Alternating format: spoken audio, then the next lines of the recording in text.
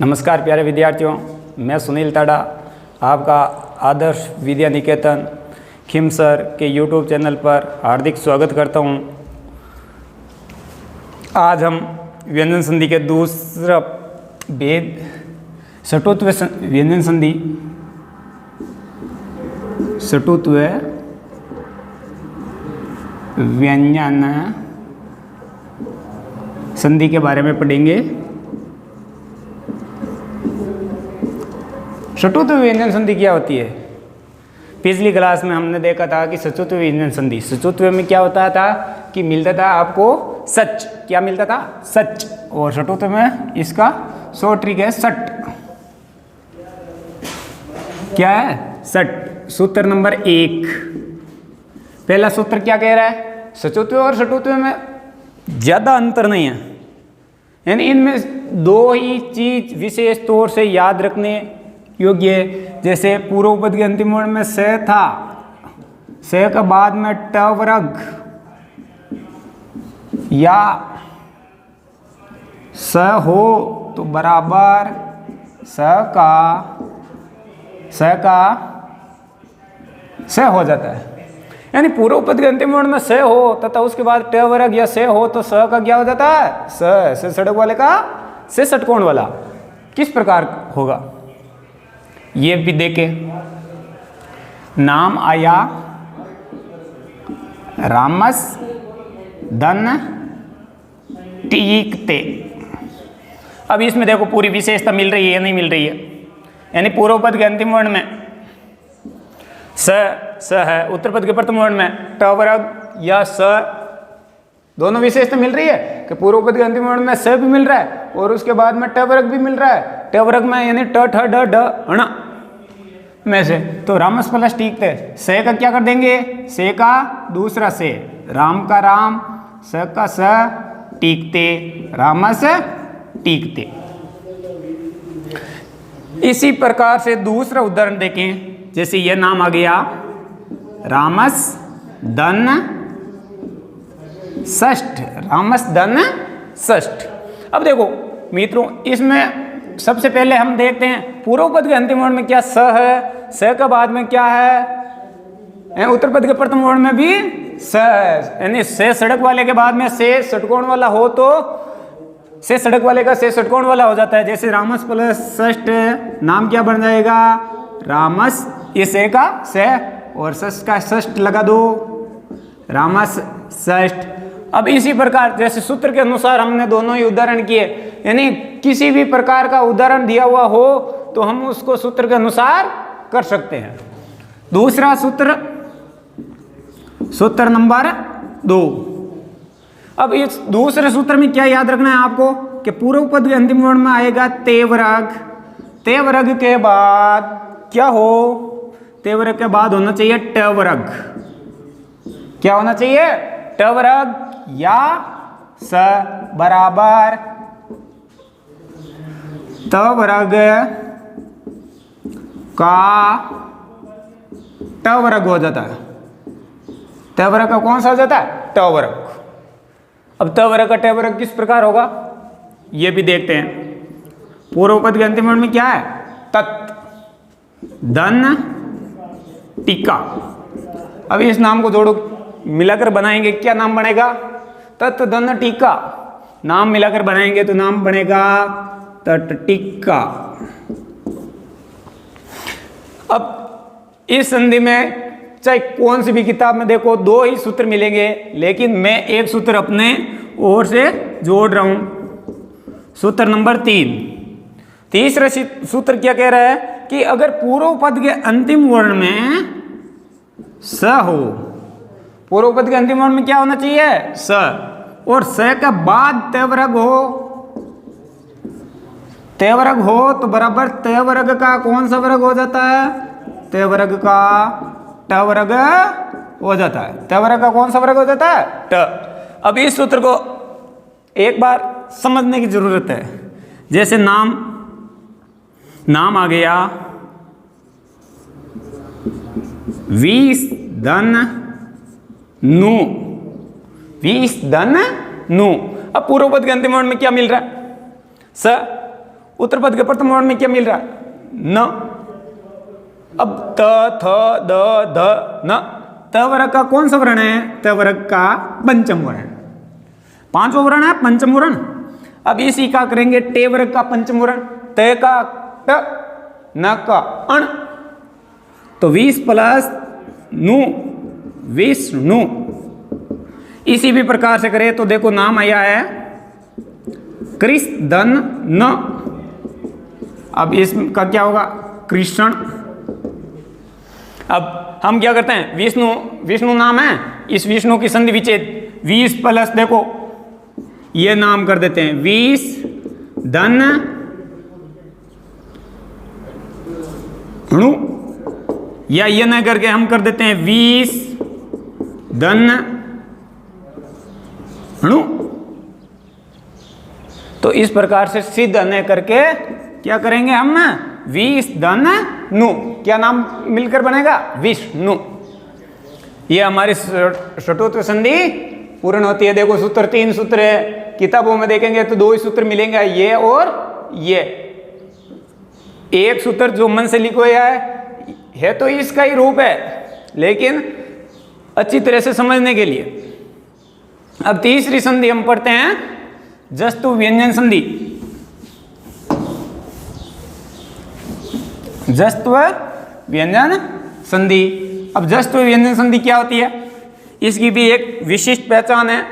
चाहे हिंदी की संधि हो, हिंदी की संधि में एक शब्द दिया होता है कि अगर पूर्व पद में के अंतिम वर्ण में क, च, ट, त, प हो, उसके बाद तीसरा चौथा या कोई स्वर आए तो इनका क्या कर देते हैं हम? यानी पहला जो भी क, च, ट, त, प आता है, इनका हम पहले का क्या कर देते हैं? तीसरा कर देते हैं। तीसरा पॉइंट, तीसरी संधि कौन सी है? जस्त्व। जस्त्व किसका भाग है? व्यंजन का। व्यंजन का दूसरा रूप क्या होता है? व्यंजन का दूसरा रूप होता है हल, अर्थात दूसरा नाम। अब यह सूत्र ध्यान रखने योग्य है। यह संधि है 10वीं की क्लास में पिछली 10 बार के पेपर उठा करके देखोगे तो 10 बार के पेपर में 7 बार जस्त्व का प्रश्न ही मिलेगा। और जस्त्व के प्रश्न में ही मैं जो आपको 2 इंपॉर्टेंट उदाहरण बताऊंगा, वही उदाहरण ज्यादातर आए हुए हैं। अब जस्त्व नाम है, जस्त्व में ये क्या है? ज। अब ज बताओ अपने वर्ग का, यानी वर्ग ज वर्ग का, ज वर्ण का वर्ग कौन सा है? वर्ग है च। च वर्ग, च, छ, ज। च में कितने नंबर पर आ रहा है? 3 नंबर पर। तो इसका एक यानी शॉर्ट फॉर्मूला है। फॉर्मूला क्या है? सूत्र नंबर 1 क्या कह रहा है कि पूर्व पद के अंतिम वर्ण में किसी भी वर्ग का प्रथम वर्ण। यहां पर एक का मतलब क्या होता है? किसी भी वर्ग का प्रथम। यानी जैसे मैं पास में लिख देता हूं, मिल गया क, मिल गया च, मिल गया ट, मिल गया त, मिल गया प। अब इसके बाद में क्या मिलना चाहिए? ये याद रखने योग्य है, क्योंकि अनुनासिक संधि और जस्त्व संधि में सिर्फ एक ही अंतर है। अ के बाद में क्या मिला? यहां पर मिलेगा तीसरा चौथा वर्ण, यानी किसी भी वर्ग का तीसरा व चौथा वर्ण। तो किसी भी वर्ग का तीसरा व चौथा वर्ण, जैसे क का तीसरा व चौथा क्या? ग, ग। च, च का ज, ज। ट, ट का ड, ड। इसी भी प्रकार से तो पूर्व पद के अंतिम वर्ण में आने वाले एक का अर्थ होता है अपना, यानी अपने पहले का कौन सा हो जाता है? तीसरा। याद रखने योग्य, एक का अपना 3, एक का अपना 3। पूरे सूत्र यानी ये तो हमें चेंज करना आने चाहिए। जैसे के का क्या होता है? ग होता है, च का ज होता है, ट का ड होता है, त का द होता है, प का ब होता है। अब इस प्रकार से उदाहरण देख लेते हैं। उदाहरण जैसे ये आ गया सबसे पहले वाक धन दानम। अब देखो सूत्र पूरा काम कर रहा है या नहीं कर रहा है? पूर्व पद के अंतिम वर्ण में किसी भी वर्ग का प्रथम वर्ण क अपना वर्ग का कौन सा वर्ण है? प्रथम वर्ण। उसके बाद किसी भी वर्ग का तीसरा चौथा। द अपने वर्ग का कौन सा वर्ण है? द अपने वर्ग का तीसरा वर्ण है। तो क का तीसरा करेंगे क्या होगा? ग। वाग प्लस दानम, क्या नाम बनेगा? वाग दानम। इसी भी प्रकार से देखे ये नाम क्या मिला? अप प्लस ज, अप प्लस ज। अब इसमें देखे पूर्व पद के अंतिम वर्ण में कौन सा वर्ण है?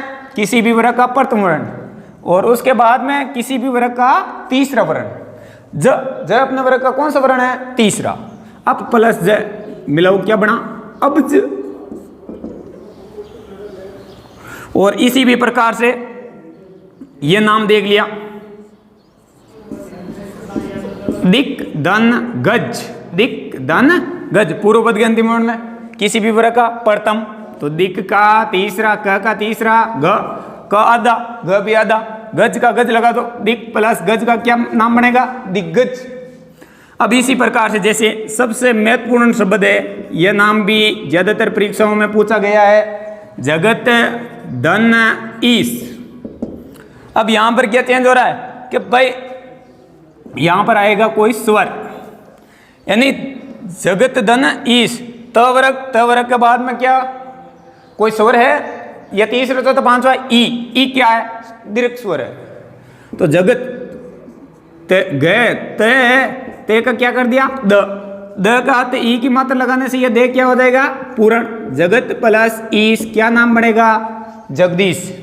इसी भी प्रकार से कोई भी उदाहरण जैसे ये नाम आ गया, अच धन अंत। अच धन अंत, अच धन अंत क्या करेंगे? अजंत। ये नाम आ गया सट धन आनंद। सट धन आनंद पूर्व पद के अंतिम वर्ण में क्या है? ये ट अपने वर्ग का कौन सा वर्ण है? ट अपने वर्ग का प्रथम वर्ण है। ट के बाद में क्या है? कोई स्वर है, तो स्वर है तो ट का तीसरा करेंगे क्या होगा? ड। सड। यहां पर हलंत का हलंत, लेकिन आगे क्या है? आगे कोई स्वर है। आगे क्या है? कोई स्वर, तो ड का तीसरा करें, ट का तीसरा ड, और साथ में स्वर क्या है? आ की मात्रा लगा दो, सडानन।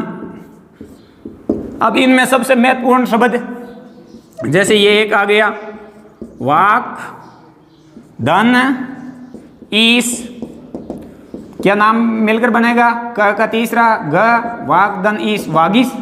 अब इनमें सबसे प्रमुख 7 बार प्रश्न आया तो 3 बार नाम आया जगदीश, 2 बार नाम आया वागीश, 1 बार नाम आया अजंत, और 1 बार नाम आया दिग्गज।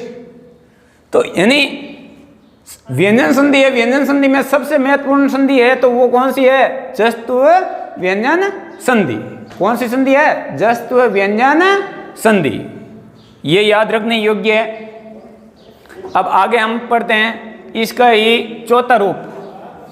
चौथा भाग कौन सा है? चौथा भाग है जस्तु का, जस्तु से अगला अनुनासिक। अनुनासिक का अर्थ क्या था? नाक से बोलना, नासिक, नासिक यानी नाक से बोलना। अड़, य, अण, न, म, यानी नाक से ध्वनि, यानी इनकी भी वर्ण के उच्चारण की दृष्टि कौन सी ध्वनि होती है? नासिका में आता है। अब जैसे 4 नंबर है, 4 नंबर आएगा अनुनासिक। अनुनासिक किसका भेद है? हल या व्यंजन, हल या व्यंजन संधि। अब इसमें क्या याद रखने योग्य है? इसमें देखो अनुनासिक, अनुनासिक व्यंजन होते हैं वे व्यंजन जो किसी भी वर्ग का पंचम वर्ण, क का पंचम वर्ण क्या होता है? ड, अंग, च का य, ट का अण, त का न, प का म। अब इनमें देखें सूत्र नंबर 1, एक ही सूत्र है, सबसे महत्वपूर्ण सूत्र। अब सूत्र क्या कह रहा है कि पूर्व पद के अंतिम वर्ण में इसमें भी किसी भी वर्ग का प्रथम वर्ण होना चाहिए। तो क का प्रथम वर्ण कौन सा होता है? क, च का च, ट का ट, त का त, और प का प। और उसके बाद में किसी भी वर्ग का पंचम वर्ण, एक चीज, यानी वहां पर तीसरा चौथा मिला, यहां पर कौन सा मिला? पंचम। तो एक का अपना 5 हो जाता है, एक का अपना 5 हो जाता है, यानी पहले का अपना पंचम वर्ण, प्रथम का। एक उदाहरण से ये भी समझ में आ जाएगा, जैसे ये नाम दिया हुआ है वाक्दनमय, वाक्दनमय। अब इसको आराम से देखो, वाक्दनमय, पूर्वपद के अंतिम वर्ण में क अपने वर्ग का कौन सा वर्ण है? प्रथम वर्ण। बाद में उत्तरपद के प्रथम वर्ण म अपने वर्ग का कौन सा वर्ण है? पंचम। प वाले का पंचम वर्ण क्या होगा? म। वाक्दनमय नाम मिला हो, क्या नाम मिलकर बना? वाक, क का पंचम वर्ण अंग, वाड्मय, वाड्मय। अब इसी प्रकार से जैसे दूसरा देखो, ये नाम देखा सट धन मासा, सट धन मासा। अब देखो सट धन मासा, इसका नाम मिलाकर बनाएंगे, क्या नाम मिलकर बनेगा? टे का पंचम, पूर्वपद के अंतिम वर्ण में कौन सा है? पूर्वपद, यानी ये पूर्वपद होता है, ये उत्तरपद होता है, इसका अंतिम वर्ण क्या है? ट है, इसका प्रथम वर्ण क्या है उत्तरपद का? मैं अपने वर्ग का कौन सा वर्ण आता है? पंचम। तो टे का पंचम किया, टे का अपना 5, अपना 5 यानी ट का अपना 5 होता है अण। सट प्लस मासा सण मासा। अब जैसे सबसे प्रमुख सूत्र यानी शब्द एतत् धन मुरारी, एतत् धन मुरारी, एतत् धन मुरारी। पूर्वपद के अंतिम वर्ण में क्या है? वह त अपने वर्ग का कौन सा वर्ण है? त अपने वर्ग का प्रथम वर्ण। और उसके बाद में म अपने वर्ग का कौन सा वर्ण होता है? म अपने वर्ग का पंचम वर्ण। तो ते का अपना 5 करेंगे तो क्या बनेगा? न। तो ए त न मुरारी। अब यहां पर भी दो संधि हो रही है, देखो एतन, इसकी भी दो संधि कर सकते हैं। एतन, एतत् धन मुरारी, मूर प्लस अरी, मूर प्लस अरी, यानी यहां पर दीर्घ भी होगी। अब दूसरा, यानी इसमें देखें तो ये नाम मिल जाएगा जगत धन नाथ। अब हम क्या करते हैं? जगत धन नाथ हिंदी में प्रयुक्त होता है, लेकिन अगर उसको तत्सम शब्द के रूप की दृष्टि से देखें तो वो अशुद्ध है। जगत धन, जगत, जग त का अपना पंचम न नाथ का नाथ लगा दो, जगत धन नाथ। क्या नाम मिलकर बना? जगन्नाथ। क्या नाम मिलकर बना? जगन्नाथ। अब इसी भी प्रकार से और शब्द देखो, और शब्द देखा तो और शब्द देखने के बाद में एक शब्द सबसे प्रमुख होता है, वो होता है एतत् धन मय, या एतत् की जगह नाम दिया होता है तत्, तत् धनमय। तो इसका कर देते हैं तन्मय। क्या कर देते हैं? तन्मय। और एतत् धनमय का एतन्मय। ये एतत् क्या है? सर्वनाम शब्द। एतत् का अर्थ होता है यह, तत् का अर्थ क्या होता है? वह, जगत का अर्थ क्या होता है? संसार, एतत् का अर्थ यह, सट्यन छह, वाक्य बोलना, वाक वाणी बोलना, यानी प्रत्येक शब्द का अर्थ निकलना जरूरी है। तो एक चीज इस अनुनासिक हल संधि की कक्षा 10 के लिए सबसे महत्वपूर्ण है कि यह अनुनासिक संधि है वो कक्षा 10 के सिलेबस में पर्श्व वर्ण व्यंजन संधि में आई हुई है। तो इसका ही दूसरा रूप कक्षा 10 में लगा दिया पर्श्व वर्ण। अलग से कक्षा 9 तक तो अनुनासिक के रूप में चलती है, लेकिन कक्षा 10 में के सिलेबस में कौन सा रूप है? पर्श्व वर्ण। अब पर्श्व वर्ण में भी एक सूत्र दूसरा होता है। तो पहले अनुनासिक व्यंजन संधि, अनुनासिक का अर्थ होता है नाक से बोलने वाले। नाक से बोलने वाले कितने व्यंजन होते हैं? 5। 5 कौन कौन से होते हैं? अंग, य, अण, न, म। ये 5 वर्ण हैं, वो नासिकीय व्यंजन होते हैं और इनको बोलने के लिए हम नासिका का सहारा लेते हैं। अब आगे देखें तो आगे एक अनुस्वार आती है। अनुस्वार, अनुस्वार व्यंजन में क्या होता है? यानी अनुस्वार का पिछली 10 कक्षा 10 के 10 पेपरों में देखें तो एक बार क्वेश्चन आया हुआ है। अनुस्वार पॉइंट नंबर 5, अनुस्वार, अनुस्वार का अर्थ होता है किसी यानी किसी भी शब्द के ऊपर अनुस्वार की यानी बिंदी लगी होती है। बिंदी को संस्कृत में बोला जाता म, इसको क्या बोला जाता म। अब इसका भी सूत्र नंबर 1, सूत्र नंबर 1 क्या कह रहा है? पूर्व पद के अंतिम वर्ण में म होना चाहिए। म के बाद में अगर कोई भी व्यंजन हो, म के बाद में क्या होना चाहिए? कोई भी व्यंजन। तो अब क्या दिया? म का क्या हो जाता है?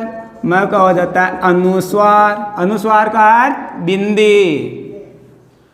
अब जैसे नाम दिया हुआ है, आपको नाम दिया हुआ है सम धन जय, सम धन जय। पूर्व पद के अंतिम वर्ण में क्या आया हुआ? म का कर देंगे अनुस्वार। अनुस्वार यानी बिंदी, यानी उससे पहले वाले वर्ण के ऊपर म का क्या लगा देते हैं? अनुस्वार लगा देते हैं। सम प्लस जे का नाम मिलाकर बनाएंगे, क्या बनेगा? संजय। जैसे सम धन सार, हिंदी का शब्द है सम धन सार, क्या नाम बना? संसार। अब एक शब्द है यानी उदाहरण बहुत है, पर नियम से याद रखना। एक यह शब्द आता है, जैसे नाम आ गया सत्यम धन जयते, सत्यम धन जयते। अभी इनको दोनों को अलग अलग देखा, हमने भी क्या किया कि इनको जिस प्रकार से साथ में मिले इनको भी आपस में मिला देंगे, लेकिन यहाँ पर इनको मिलाना नहीं है, बिछड़े हुए को बिछड़े हुए भी रखना है। जैसे नाम आ गया सत्यम का सत्यम अनुस्वार कर दिया, जयते है जयते नाम अलग होना चाहिए। इसी भी प्रकार से आ सकता है धर्मम चर, तो धर्मम म आएगा, म का क्या करेंगे? अनुस्वार।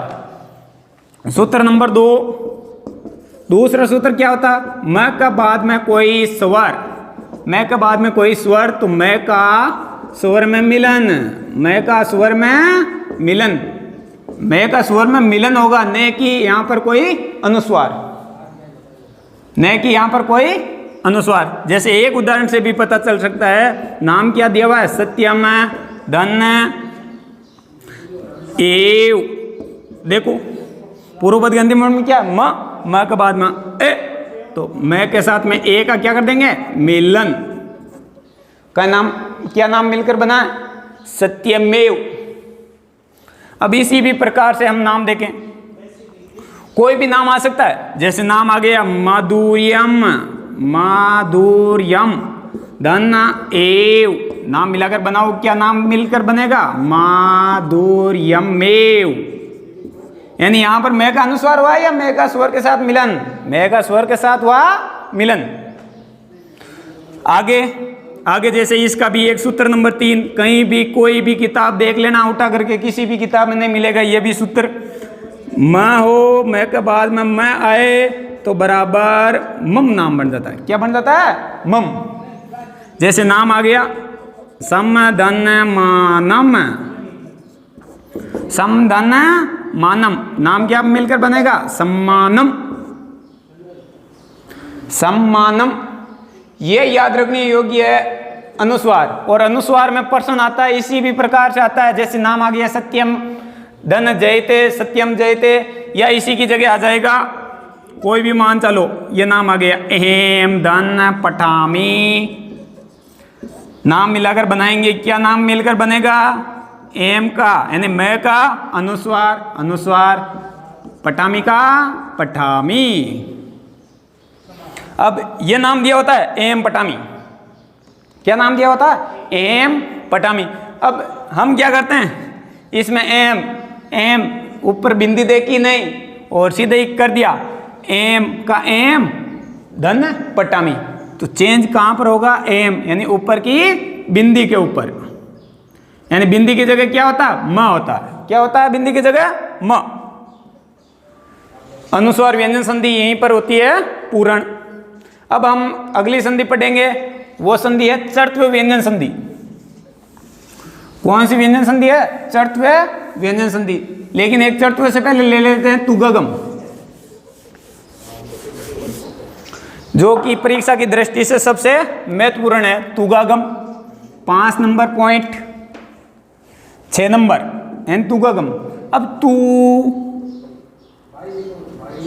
तू गा गम, अब इरिपी संधि तू गा गम व्यंजन की भी तुक प्लस आगम क का ग, तू गा गम कौन सी है व्यंजन और आगे क्या दिया हुआ है संधि, तू गा गम व्यंजन संधि।